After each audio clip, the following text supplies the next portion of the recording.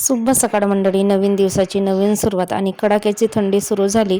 त्याच्यामुळे ना आता तर थंडीमध्ये उठायलाही नको नको वाटते. पण काय करायचं, आपले जे रुटीन आहे ते तर आपण टाळू नाही शकत. अर्धा तास जरी उठायला उशीर झाला ना तर सगळं गणितच बिघडते. आपल्या सकाळच्या कामाचा नियोजनच चौपट होतो. संध्याकाळच्या वेळेला नेहमीप्रमाणे आम्ही फिरायला जातो. कधीतरी स्किप होतं आणि थंडीमुळे तर संध्याकाळी पण भरपूर थंडी लागते.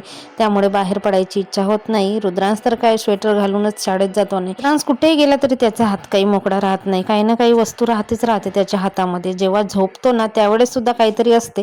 झोपल्यानंतर आम्ही काढून घेतो. आणि इकडे फिरायला गेलो, इकडे नवीनच कॅम्प बसलेलं होतं बघा. ते गाडीवाले लोक काहीतरी विकायला वगैरे आणतात त्यांचं. किती थंडी, किती उष्णता असो, गरमी असो, काही असो, बिचाऱ्यांचं जीवन वेगळंच आहे नाही का. आता तर भरपूर थंडी आहे तरी सुद्धा उघड्यावर राहतात. आपण तर कल्पनाच करू शकत नाही कसं कसं राहत असतील.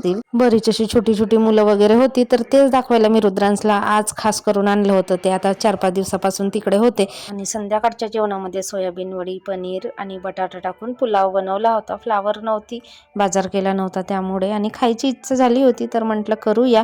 आणि मी आधी तर कधी करत नव्हती, पण आता ह्या 2-3 वेळा झालं की तसा पुलाव करता येतो मला. रात्रीचं जेवण वगैरे झालं, भांडे घासून घेतले, आणि बाहेर तर इतकी थंडी आहे, बाहेर जायला नको नको होते. म्हणून मग घरातच थोडा वेळ फिरून घेतला. Good night.